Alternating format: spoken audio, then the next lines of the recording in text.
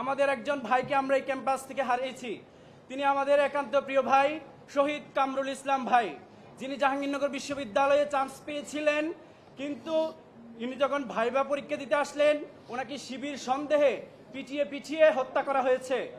আজকের এই প্রেস ব্রিফিংয়ে আমরা ভাইয়ের জান্নাতুল ফেরদাউস কামনা করছি, আল্লাহ তাআলা ওনাকে জান্নাতের সর্বোচ্চ স্থান দান করুক।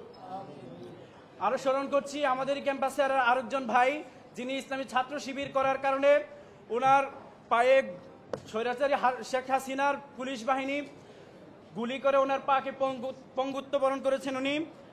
আমি ভাইয়ের সুস্থতা কামনা করছি। আরো স্মরণ করছি 2024 সালে আমাদের সে সকল শহীদ ভাইদেরকে যাদের আত্মত্যাগের বিনিময়ে আমরা এরকম একটি পরিবেশ পেয়েছি যেখানে আমরা আমাদের নিজ পরিচয়ে আমরা কথা বলতে পারছি।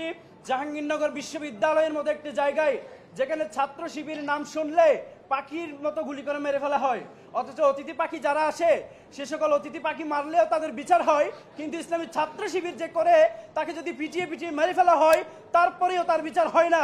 সেই জায়গায় দাঁড়িয়ে আজকে আমরা ইসলামী ছাত্র শিবির একটি পূর্ণাঙ্গ প্যানেল দিতে পেরেছি। সে প্যানেলে আমরা 25 জনের মধ্যে 20 জন আলহামদুলিল্লাহ জয়লাভ করতে পেরেছি। আল্লাহুল আলামিনের দরবারে মস্তক অবনত চিত্তে শুকরিয়া আদায় করি আলহামদুলিল্লাহ।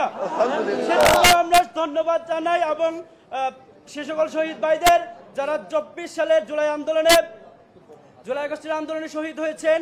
একই সাথে আরো স্মরণ করতে চাই আমাদের সে সকল আহত ভাইদের যারা জুলাই আন্দোলন করতে গিয়ে তাদের অনেকে চোখ হারিয়েছেন, অনেকে পা হারিয়েছেন এবং বিভিন্ন অঙ্গহানি হয়েছেন। আমরা মহান আল্লাহ তাআলার কাছে দোয়া করি আল্লাহ তাআলা যেন তাদের জীবনকে সহজ করে দেন।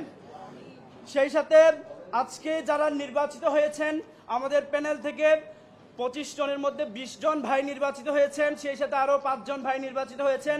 আমরা সেই সকল ভাইদেরকে অভিনন্দন জানাই। আল্লাহ তাআলা যেন তাদের কাজকে সহজ করে দেন, তারা যেন এই বিশ্ববিদ্যালয়কে একটি আধুনিক বিশ্ববিদ্যালয় এবং বিশ্বের সেরা বিশ্ববিদ্যালয়ের মধ্যে একটি পরিণত করতে পারে, সেই জন্য আল্লাহ যেন তাদেরকে সহযোগিতা করেন সে দোয়া কামনা করি।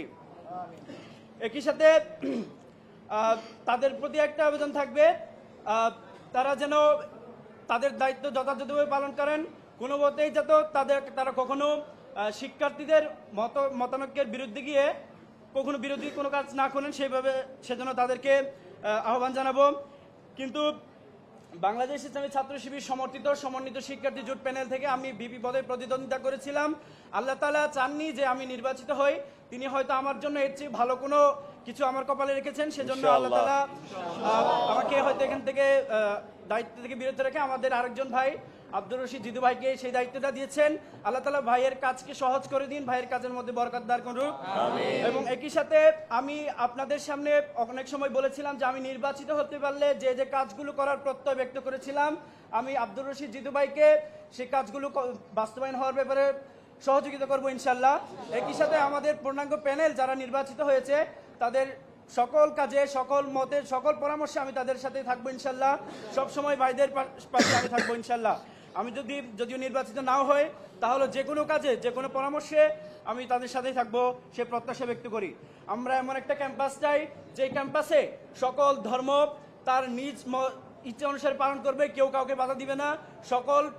সকলে তার নিজের সংস্কৃতি ইচ্ছে মতো পালন করবে, কেউ কাউকে বাধা দিবে না, এবং যে তার মত ইচ্ছে মতো বলবে কিন্তু কেউ কাউকে বাধা দিবে না। আমরা এমন একটি ক্যাম্পাসে লালন করি এবং ইনশাআল্লাহ আমরা প্রত্যাশা করি যারা নির্বাচিত হয়েছেন তারা এই বিষয়টি এনশিওর করবেন ইনশাআল্লাহ।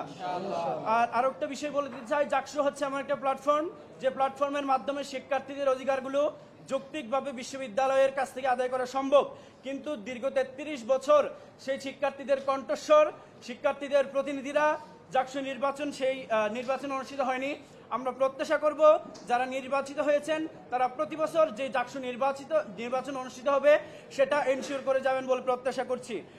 সর্বশেষ এই নির্বাচন অনুষ্ঠিত হতে গিয়ে শুরু থেকে আমরা বেশ কিছু ভুল ত্রুটি পরিলক্ষিত হয়েছে, কিছু অব্যবস্থাপনা লক্ষ্য করেছি, যেগুলো আমরা প্রত্যাশা করব আগামী বছর থেকে যখন নির্বাচন অনুষ্ঠিত হবে তখন থেকে এই ধরনের কোনো অব্যবস্থাপনা থাকবে না বলে আমরা প্রত্যাশা করি। সবশেষে আমরা সাংবাদিক বৃন্দ যারা আছেন ওনাদেরকে অনেক অনেক বেশি ধন্যবাদ জানাতে চাই।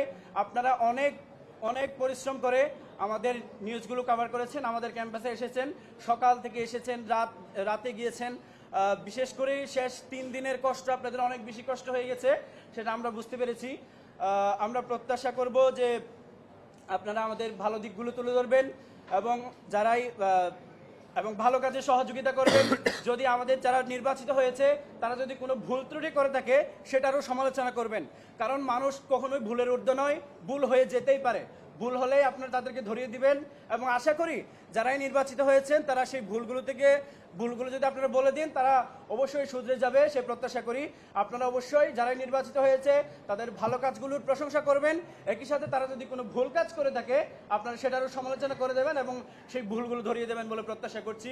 সর্বশেষ আপনাদেরকে অসংখ্য অসংখ্য অসংখ্য ধন্যবাদ জানিয়ে আমার কথা এখানে শেষ করছি।